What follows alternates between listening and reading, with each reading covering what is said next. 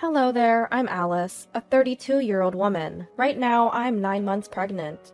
On this day, my husband and I are driving over to his family's home.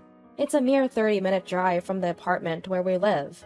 It's not far at all, so we tend to visit 2 or 3 times a month.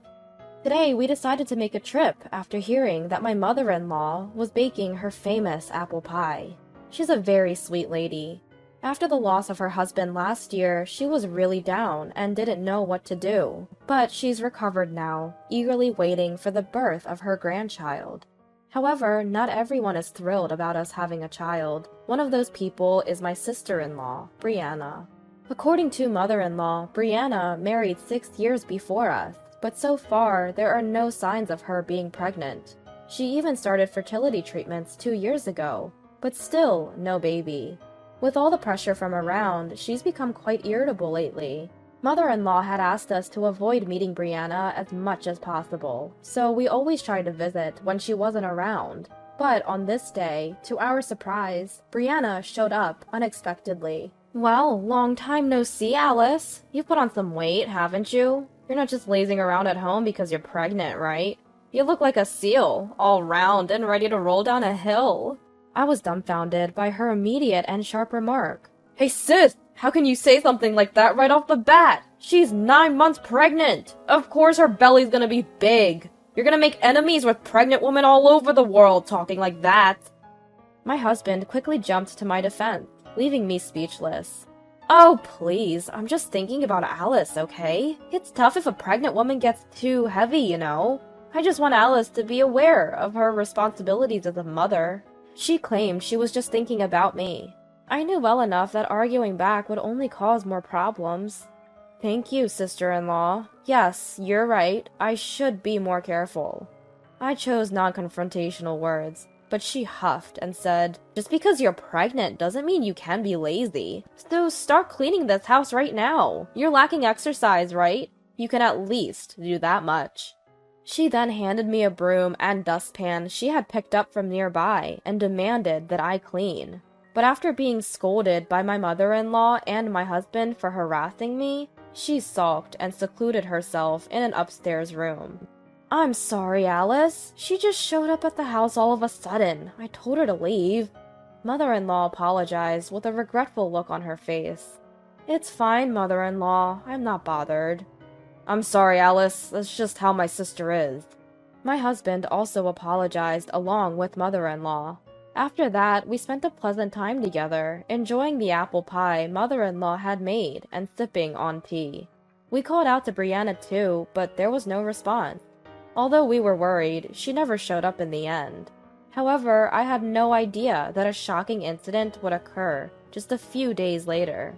It happened when I went to my in-laws' house alone because I needed to speak with mother-in-law.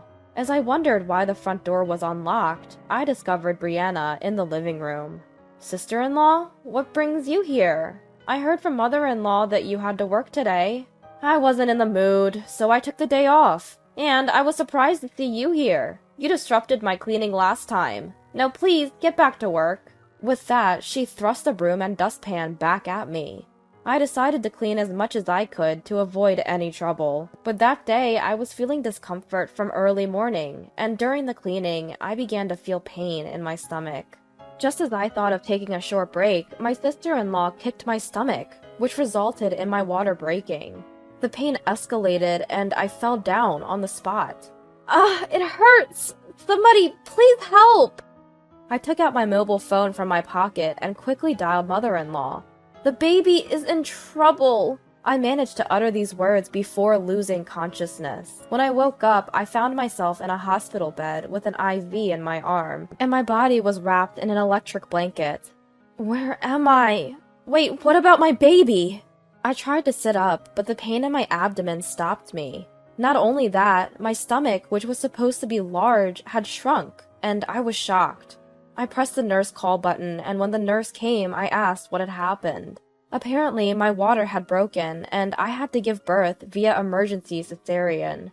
The baby was small and therefore in an incubator, but was said to be in good health. Mother-in-law and my husband, who had rushed in, were also informed by the doctor. Their faces were red with anger. I decided to visit the baby once I felt better, and tried to sleep as much as possible to recover quickly. However, the next day, an unbelievable person showed up in my room. It was my sister-in-law, who had kicked me, and her husband. They walked into the room without even knocking. I frowned at their impudence.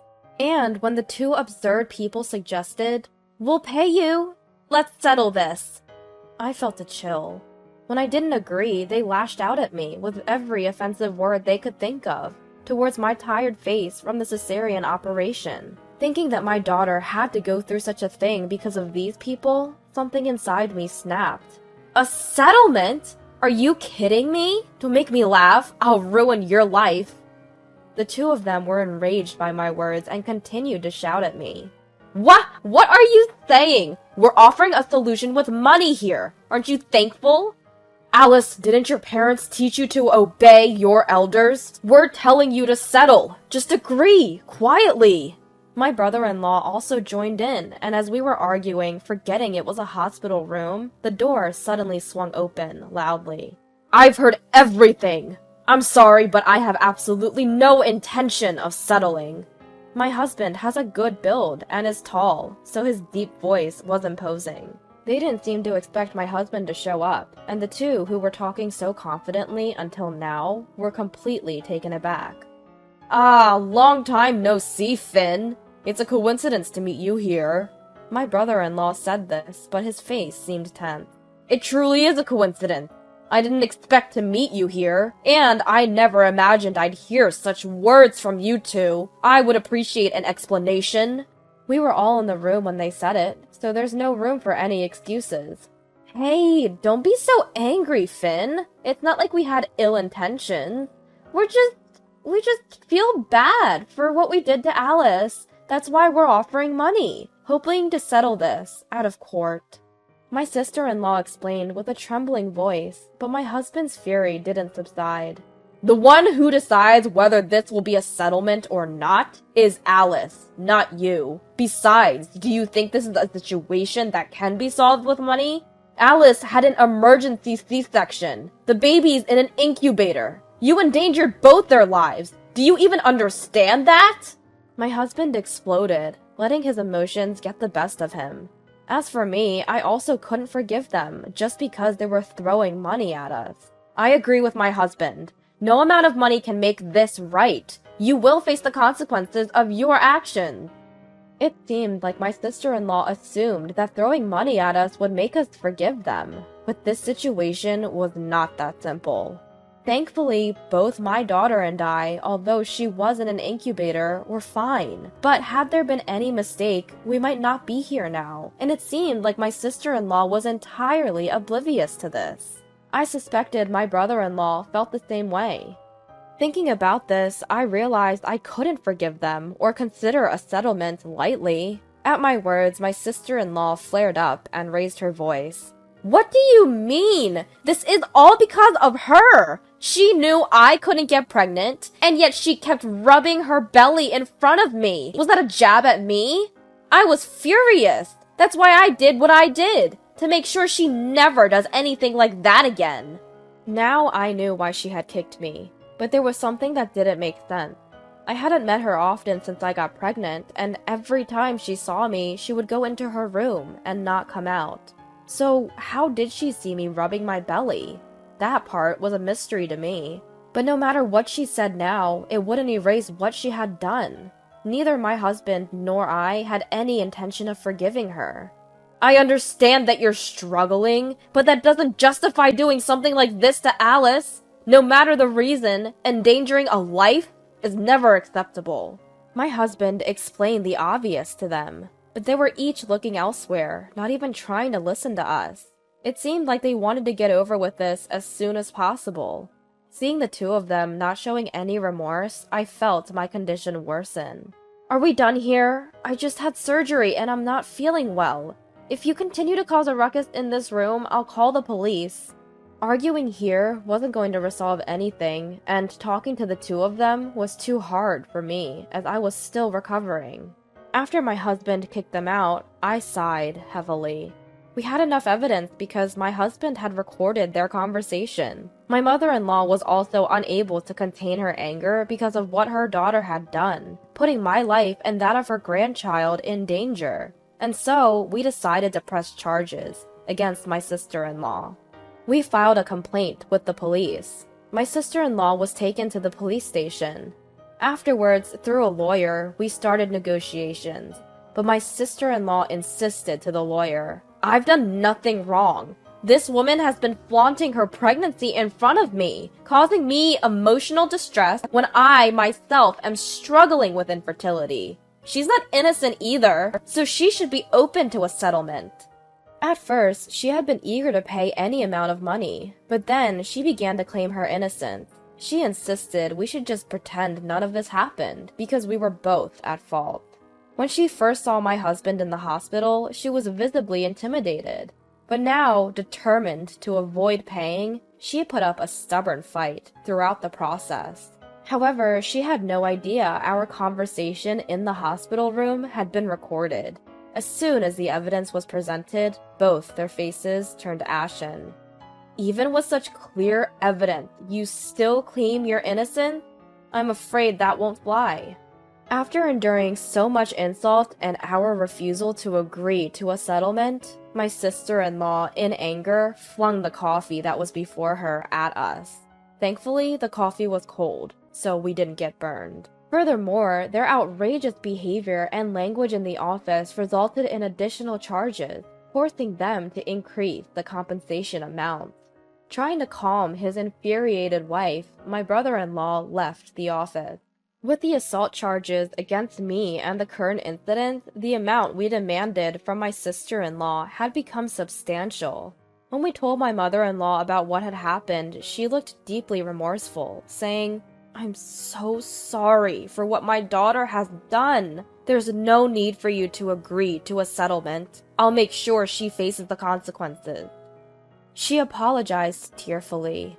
I couldn't help but think, how could a grown-up cause so much distress to their own parents? Somehow, I felt incredibly sorry for my mother-in-law.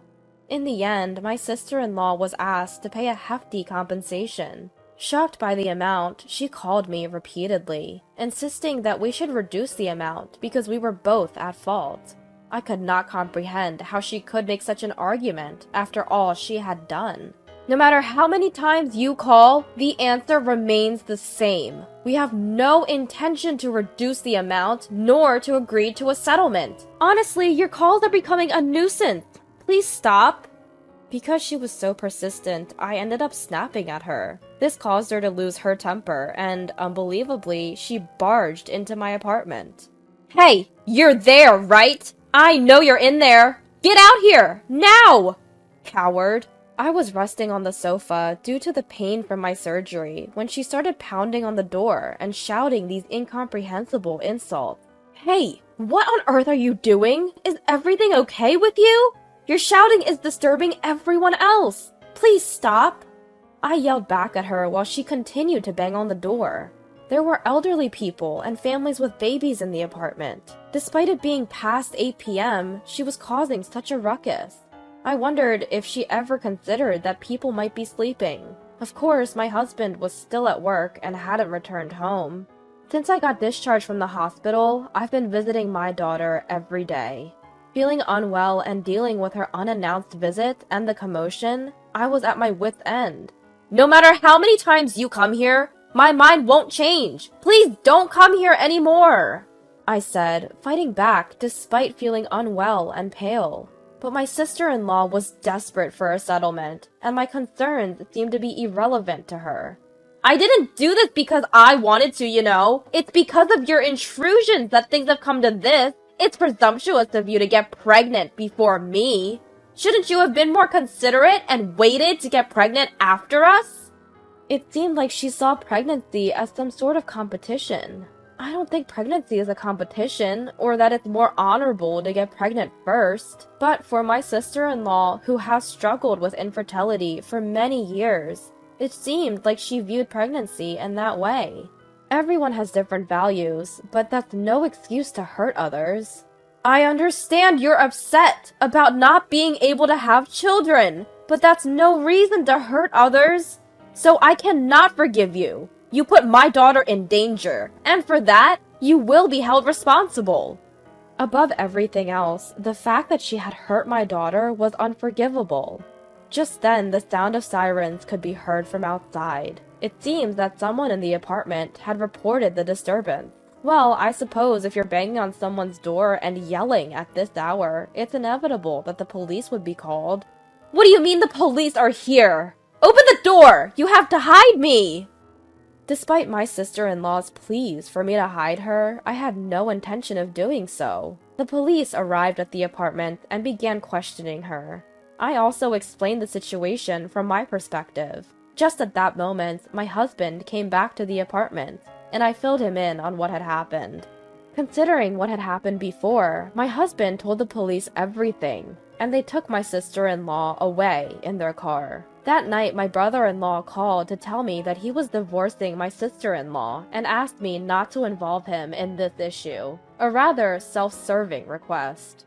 Apparently, one of my husband's colleagues had been at the hospital where I was admitted, and he overheard my brother-in-law's conversation.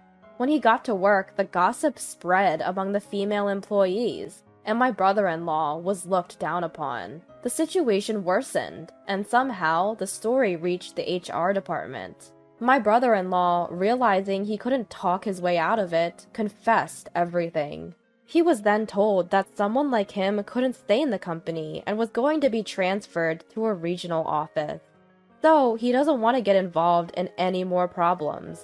I can't deal with her issues anymore. If any more problems arise, I'll be fired. So please leave me out of it. With that, he hung up, and I haven't heard from him since.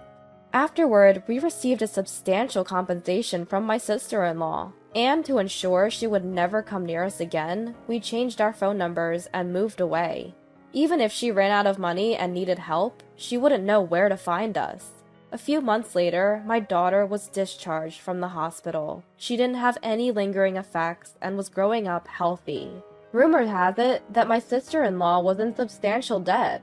At first, she was moving from friend to friend, but she was never contributing to the living expenses and stayed for far too long, so they kicked her out. My sister-in-law, who has no place to live and no money, is working part-time to pay off her debt.